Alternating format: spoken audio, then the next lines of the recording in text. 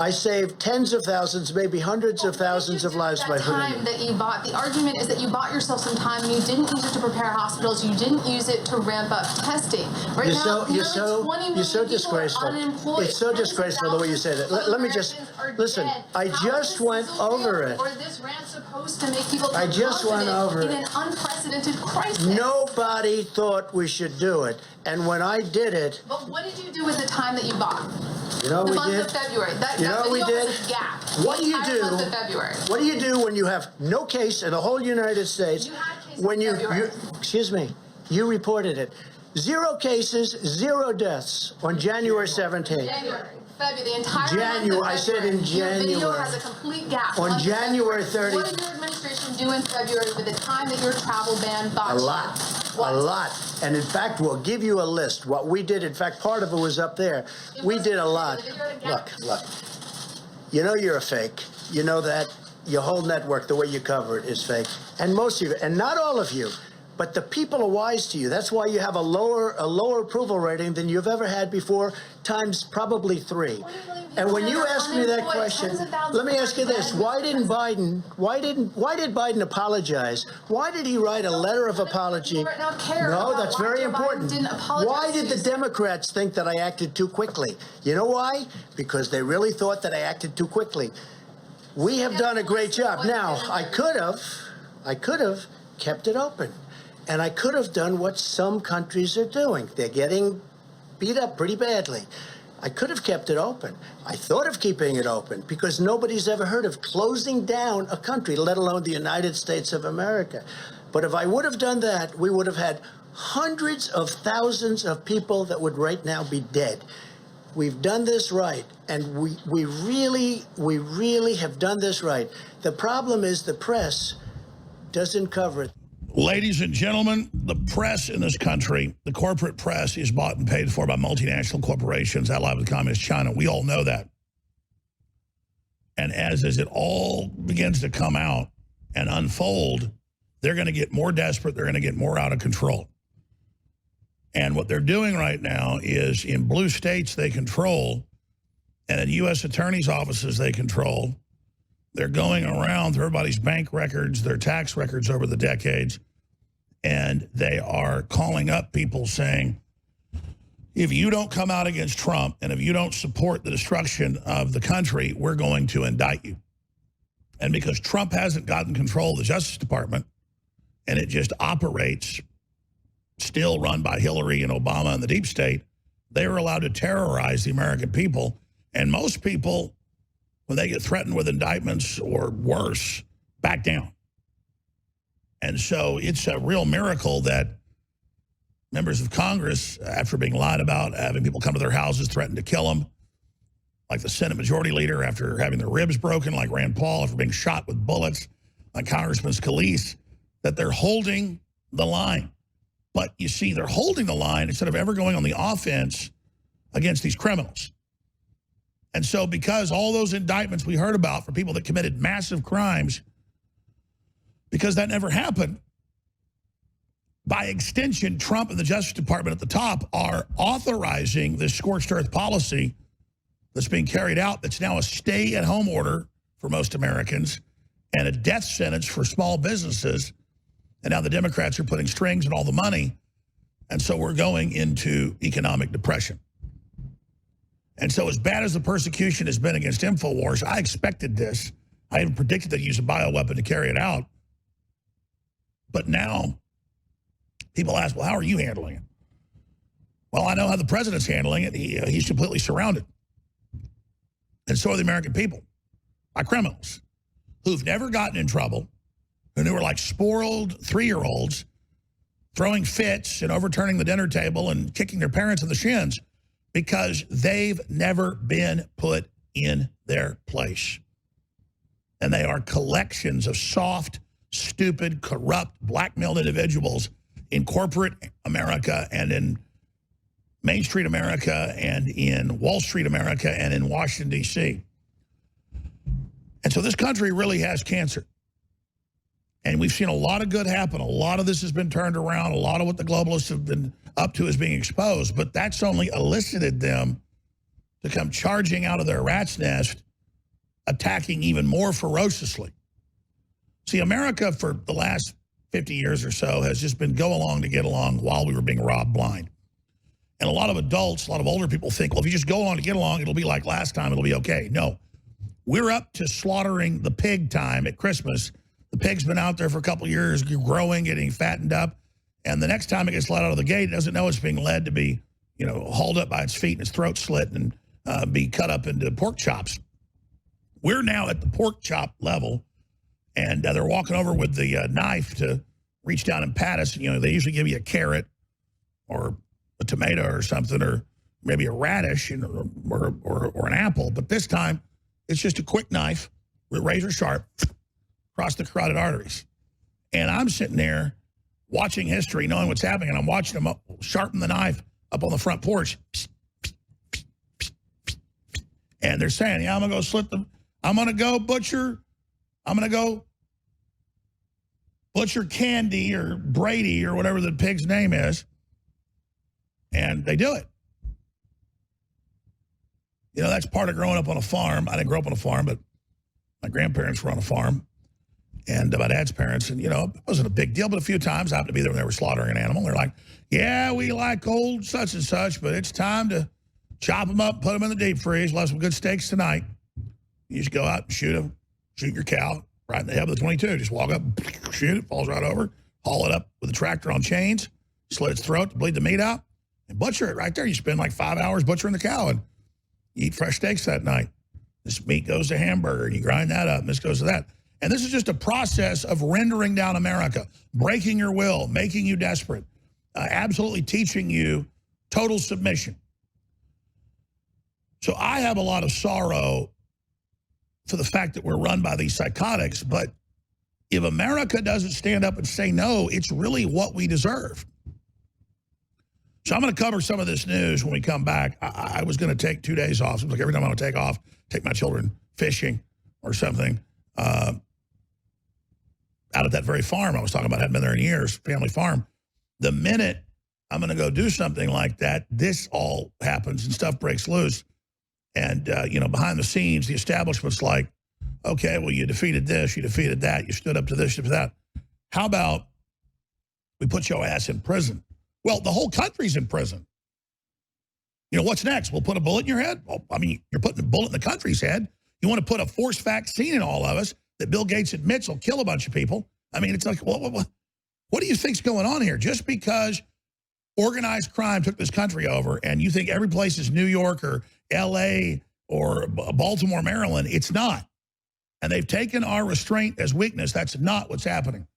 They're going to lose. They are losing. But for those of us at the tip of the spear, it's going to be hard. But you know what? I'm glad to be here, and I'm proud to be in this position. I'm more happy than I've ever been. I'm more fulfilled. I can face God. You can't. You go out looking for dragons to slay, someday you'll find them. And you'll get what you wanted. Your destiny. Well, I got up this morning, and there was the headline. Governors on the West and East Coast form an alliance against Trump. And they said science. That means the UN, the Chi-Coms, Fauci that allowed the NIH to transfer the bioweapons to China on record. The scientific dictatorship will dictate not the president, not Congress, but the governors interpreting what scientists they want to hear from. But we have Cuomo saying just 2 days ago that all the projections were wrong, between 9, 10, 15, 20 times higher in their death rates than what really happened. And you look at the governor of Michigan walking around like a crazed jack-o'-lantern loon, and Cuomo all jacked up and crazy. Cuomo's brother, Chris Cuomo, came out in an interview that we should air it next segment. And he said, people hate me out in public now, but I let them know I hate them too. But this isn't what I wanted. I want to be nice. I want to be bipartisan. Yeah, right. They're feeling the heat, folks. They think they're going to break all the rules and commit all these crimes and do all these things and that it won't come back on them. They're nothing but scared little puppets that go to other little puppets. And they have these round tables, these committees of corrupt, mainly men and big corporations that sit around and do deals with dictators and do deals with authoritarian regimes. They don't like open, free countries. And they've decided to get rid of the checks and balances because they believe their multinational corporations can play the countries off against each other and the people off against each other and be the new robber barons of the planet. It's not going to go that way. You go to any Cuomo comment page that's open, you go to any place where they're talking about Bill Gates, and it's 99% negative. Look at their champion. He can't even talk. Joe Biden. He's so emblematic of their delusion. And so they peck and scrape in the dust, trying to find some plan, some idea to blackmail or intimidate their opposition. And now they're noticing it isn't working anymore. So they have to up the intimidation. They have to up the threats. They have to up the scams in a hope that people will finally bow down to them again. This country is in a civil war with one faction that hates the country, doesn't want it to exist, and that has literally been feeding off it for decades, and another faction that just wants to stop being bullied and lied about.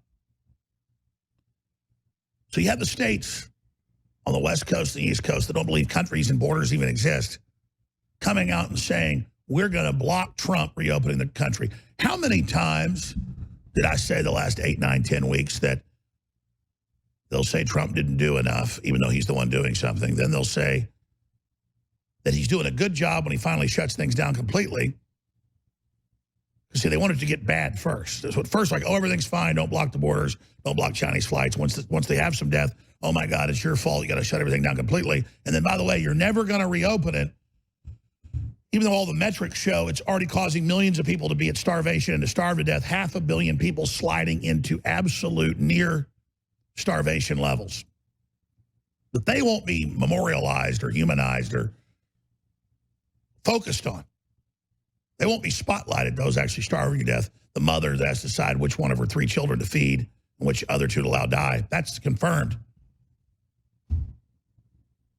Now, there's the New York Times, death by coronavirus or hunger. Well, millions of dead from hunger. They're saying like 2 million about to die, more than, double the normal. But that's okay. 10+ million die a year anyways, right? They're saying tens of millions if it continues. There's a global depression, which is already in most areas. But it's about the corporations grabbing power and control. They're essential. Your business, your home, your right to travel, your right to whatever doesn't. They decide with an app they've already got for you with Google and Apple merging to carry that out. Because it turns out those companies weren't separate all along, folks. That was a con game for the stockholders. That was to get around the monopoly laws. They're not going to need that anymore because they're all unifying, just like China did 5 years ago, making Xi Jinping dictator for life. He was already a dictator, but it always consolidates down, demanding more fealty, more subservience, more slavery in any system until you vertically integrate into an absolute top-down North Korean nightmare. What did President Trump say about this morning in probably one of his most epic tweets? Tell the Democrat governors that Mutiny on the Bounty was one of my all-time favorite movies. A good old-fashioned mutiny every now and then is exciting and invigorating thing to watch, especially when the mutineers need so much from the captain. Too easy. Well, I hope that's the case, Mr. President, because they still think they're going to remove you, and then they'll charge Stone and throw him in jail for 20 years. They still think they're going to remove you and then shut down what's left at Fox News. They still think they're going to remove you and then be able to throw my ass in prison for no reason and have a reign of terror against the American people who the globalists hate. Because the idea of our spirit, if we ever realized our birthright and rediscovered it, could defeat them. So we need bold action, Mr. President. You try to play ball with these people. You try to be nice to them, share power with them. They take it as weakness. Why haven't you pardoned Julian Assange that you told to release the WikiLeaks? Why? Why have you sat there and allowed the globalists to commit all these incredible crimes? I understand you're surrounded by a bunch of cowards. If they tell you one thing and do another, that's come out. We understand you sign an executive order. They think you forget about it, put it under a piece of paper. That disdain they have for you, that seizure of power that the managerial role is criminal mutiny. So I'm glad you talk about mutiny, Mr. President, because I've called it mutiny within the federal government by the bureaucracy, and a coup, not just against you, but against the American people and the very rule of law. That's where we are right now. We are not going over the edge of the cliff. We've gone over the edge of the cliff. And listeners and viewers of this broadcast need to know, you are not spectators. You are men and women in the arena. And now that hypothetical medical tyranny, world government, complete with forced inoculations and implantable microchips, isn't a thing of the future. It's a thing of the now. And I cannot be allowed to be on air much longer when everything we've talked about is now becoming manifest reality. It was already reality behind the scenes. You ever seen the old films of a big ship or a battleship or a frigate, a submarine, and it's on the blocks, and they unveil the curtains and they cut the blocks and the big ship slides into the water? I was behind the curtain. I saw the attack ship. I saw the armies. I saw the globalists. I saw their plans beta tested on innocent populations. I came out and told you, hey, behind those curtains is this: a medical tyranny, forced inoculation, robots controlling you, forced sterilization of your children if you want to get your universal income. And now they've unveiled it, cut the blocks, it hit the water, and now it swings guns around, is firing at us right now. And I'm just here going, wow, ladies and gentlemen, what are we going to do? They pulled back the curtains, they cut the blocks, they launched the ship. And now it's running us over. They're not busting a bottle of champagne on the bow of it to christen it. They're busting over our head. And people ask, how are you handling it, Alex? How are you handling it? I mean, I've already prepared to die. I mean, I'm not worried about me. I'm worried about our children, folks. They're coming with sterilization, cancer, vaccines. They're coming to kill us with a soft kill weapon. Well, if you're driving down the highway through New Mexico, you come up to a rise, and you got a road map that tells you Albuquerque is right over those hills as you go down into that basin. And sure enough, you may have never been there in your life, but you crest the top, and there's the city at night down beneath you.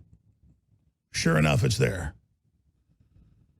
But that's a happy thing, a nice destination you're going to. Well, imagine if you're looking at the roadmap and you know it leads to depopulation, human slavery, a post-human world, a medical tyranny that takes control of civilization and then slowly poisons the population to death while posing as their saviors. What would you do if you were on a bus being taken to that place and you'd been there before and you'd escaped it, and now you're warning people on the bus that they're not being taken to a seaside resort or to a mountain retreat or to a pretty basin. They're being taken to a very bad place. What would it be like to know your wife, your children, your culture, your country, the whole world was being taken to a horrible place? You wouldn't care about yourself because there's not going to be a world to live in by yourself if this thing wins. And it's so frustrating to know this thing is so evil and so bad, and it's got so many cowards following its orders, that it ensures our destruction, at least for a long time to come. And there's no point in going there. All we had to do was have our chivalry, have our honor, have our courage, have our truth, and then exercise it. I can follow trajectories like anybody can, that road we're on. And if you look at the attacks that the election was illegitimate and then that Trump was a tyrant and all that, that was the beta test, because they thought, well, if this works, it doesn't destabilize things as bad, and then we can carry out our plans later to shut down the world economy and bring the public to their knees. We need to get rid of Trump first, because if he's in there, we don't want to carry this out yet. They had the white papers and the blueprints and the Event 201 things on the drawing board and operations like Lockstep, the Rockefeller Foundation. And they were intending right around this time, 2020, to be launching the virus scare. And that's why they cooked it up in China and got it all ready. And Fauci oversaw those operations. But they were so feverish about getting Trump out of office and isolating him because they wanted to carry this out with him not in power. Because now having him there, even surrounded by a bunch of cowards and dunces, they're using the media and the big corporations to coordinate the lockdown, but he's there challenging it. When he realized the public had been caught in the hysteria, he went with it, but only to have credibility to be able to try to turn it back, as he's now doing with an alliance of Republican governors led by folks like Mr. Abbott, Governor Abbott. So if you follow this trajectory, this is the time they'll kill Trump, in the next couple weeks, the next few months. And this is the time that they'll drug him and say he had a stroke. That's another road. And then have his cabinet bring in a new president. But they're not sure they've got Pence. There's been a lot of whisper campaigns against Pence from the fake right wing, because Pence looks like it's actually good. And Trump daily's gaining more control over the executive branch, so they don't know what to do. But I can tell you that the establishment is losing power, and they're really scared. They know they've committed all these crimes, and they launched COVID-19, which they already had, again, on the drawing board and off the shelf, ready to go later to bring in world government, bring in medical tyranny, bring in forced inoculation, bring in depopulation, bring in the digital global ID to track you, the implantable ink microchip. I mean, it's all now here. But they've now executed it to hold the country fully hostage and to have the Democrat governors say, we're going to hold you hostage and we're going to run a blockade, a naval blockade. You know, Trump's using Mutiny on the Bounty as a naval analogy, so I use the naval analogy of big ships on their blocks. But how about the analogy of a blockade, a naval blockade where you lay siege to, say, Gibraltar, or lay siege to Tripoli. And you've got or Kennedy's naval blockade of Cuba, the Cuban Missile Crisis. The Democrats are now saying they're going to block. If Trump doesn't do what they say, they're going to block ships with food and material coming in, an act of war. So what the Democrats are really saying is, we're going to lay siege to America. That's the headlines. Like, the media's like, well, look out, Trump. You say you'll stand up to the Democrat governors on the East and West Coast. We control all the ports. We'll cut America off like happened in the Civil War against the South. I mean, you see how this rapidly, day by day, is escalating into insane times? But you could argue who was in the right in the Civil War. And some said, oh, they thought Obama would have a civil war and be Lincoln-esque and dominate America. But no, instead, the real Abraham Lincoln, I mean, one that you could actually believe in, is Donald Trump. I mean, he's really trying to unify the country against an outside foreign threat, not just breakaway states that weren't happy with what was happening. And he's really battling for the heart and soul of the nation. And he is a Yankee. And he's got the South support and the Midwest support. And so the East and West Coast have declared war on him. And I kept saying, the Chi-Coms are running a civil war. They're running a breakup of the country. They're wargaming it through the media. They're financing. They own almost all of Hollywood. And people say, really, the Chi-Coms are funding a civil war? Well, you're here now. The governors, the big tech companies, the blue cities, the 40 million illegal aliens they control, Chi-Com funded. And now I've talked to a lot of national talk show hosts, some of the biggest, the biggest. And they're like, man, we're now getting the threats. Are you getting the threats? I mean, my phone's been ringing off the hook. And people are showing up and, like, you know, dudes in, like, vans will just say something really threatening to their wife. And then, you know, somebody will call their house and you know, say, oh, I saw your little dog in the back there. And they're like, what little? And they're like, yeah, a little spotted dog. We're going to cut your head off. I mean, that's what's been going on, folks. And a lot of people just go, whoa, I'm out. Listen, they're going to cut the whole country's head off, and our freedom, you give into this. You can't give in to this intimidation. They're doing this because they're losing. But that's why I called for Trump, like Lincoln, but Lincoln facing a real threat that wants to destroy the children and the country itself, to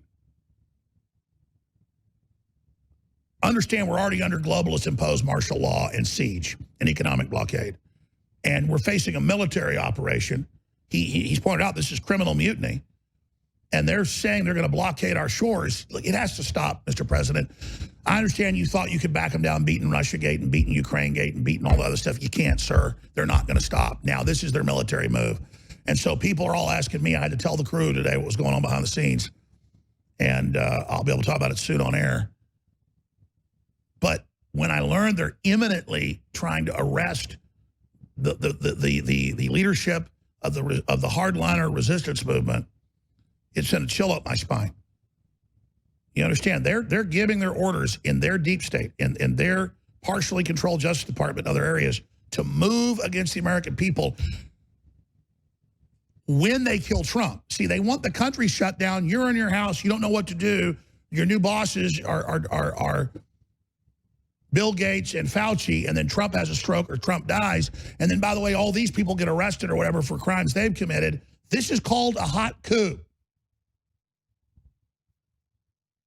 So these criminals love to brag, too, like Fauci in 2017. Oh, Trump's going to get hit with a big bio event. Watch, that'll cut him down to size. Well, Trump didn't know about that clip. Once he found out about it, he's that close to being fired. And you know, Bill Gates is acting friendly. Trump doesn't understand all that. He hasn't studied his whole life. But Trump gets it now. That's what the New York Times is. Trump's crazy. He doesn't trust the deep state. First there wasn't a deep state. Now he doesn't trust them. So this is it, folks. This is the battle for the Republic, the New World Order, the whole 9 yards. And the Republican arms of the Justice Department are paralyzed and scared and blackmailed. And the Democrat ones work for MS-13 and, you know, the jihadi terrorists and the Chi-Coms are all on the payroll already. So they're all going to prison if we ever get the country back. So they're fully committed, like crazed criminals of the most savage type you've ever imagined in your life. And they'll follow any orders once the takeover is complete. And they're not going to stop there. They're going to finish the job. They're going to bankrupt every one of you. They're going to break your will. They're going to come take your sons especially, because we're going into bondage just like in ancient Egypt. It's all a repeat. But you know, God is going to send the angel of death. Not delivered by men, but by God. I pray for the angel of death. Nature abhors a vacuum. God abhors it even more. Because the God of nature established the universe and its limits, its boundaries, its laws. And so this long, sick rotting of our republic and our planet is nearing its climactic battle of the gods. So when I pray for God to send justice, I don't even mean death upon our enemies, but a death to their system, a death to the worship of death. I want abortion and the murder of children, that horrible practice, to be ceased and put to death. I look at how folks that serve evil become dead in the eyes and how they lose their soul. They lose their connection to the universe. It's a fate worse than death. And so someone's got to call them on their plan. Paul Watson's about to take over, then the war room's coming up. I just have to tell you, this is a spiritual battle. And America is now in a civil war officially. When governors from, guys, pull up a map of the Democrat governor alliances. What is it? 4 states on the West Coast. And it's a bunch of states on the East Coast. And they just announce a blockade. And Trump says, well, I'm going to stop it. Oh, we control the ports. So the Chinese. I mean, I have the articles right here that are so surreal. It's like reading about the start of the Civil War in the early 1860s and blockades and all this. And it's just right there. But because people haven't lived through this before,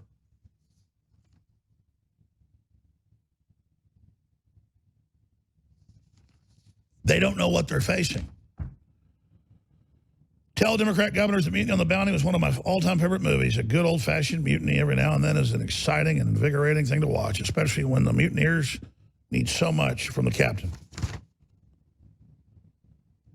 My administration is committed to protecting the homeland from the scourge of narco-terrorists and traffickers seeking to destabilize the United States and our hemisphere. Our military deployments in the Caribbean and Eastern Pacific will ensure these threats are neutralized. And yeah, Trump can nationalize those ports like that and take them back from Cuomo and the governor out in California. But think about them saying that and doing that, how crazy that is. New York Governor Andrew Cuomo says he would refuse to challenge any order from Trump to reopen New York's economy if it puts residents' health at risk. And Fauci said 1 death's too many. And they test everybody that has the common cold and say it's COVID-19. States unite on reopening economies. Science, not politics, will guide our decisions. That means the scientific dictatorship will tell us, not the president. Governor's coronavirus pact could thwart Trump's goal of reopening the country. Politico. Democrats holding COVID-19 bill hostage over unrelated demands. We're being held hostage. We're under siege. We're under blockade. I've got articles here. Just type it in because I couldn't find it in my stack. I had it earlier. Democrats threaten to close ports, block shipments into the U.S. I mean, that's an actual headline. Here, I'll find it. I mean, this is getting crazier and crazier and crazier by the minute. Watson's going to take over, but just remember in this critical historic time, your word of mouth and however you can get people to tune into Infowars.com/show or band.video, however you share that, however you get that information out, or however you transcribe what we say and share it and take my name off it. I don't care. Just get it out there. Get it past the censors and be the Paul Revere's you are, no matter what color you are, where you came from. If you see what's happening, you understand how dangerous it is, then get the word out, because this is the globalist revolution. They prepared us. They got us ready. They beta tested. Now they're launching on every single front. And we just can't let this continue. We just can't roll over to this. We cannot bow to this. We cannot let the home of the free, the land of the free, home of the brave turn into this. But I can tell you that they're preparing to make their move. The country is going into depression. The food shortages are stopping, and the Democrats are announcing they're going to block the ports from being opened and emergency supplies getting into the U.S. We are under attack. We are under military attack by the globalists.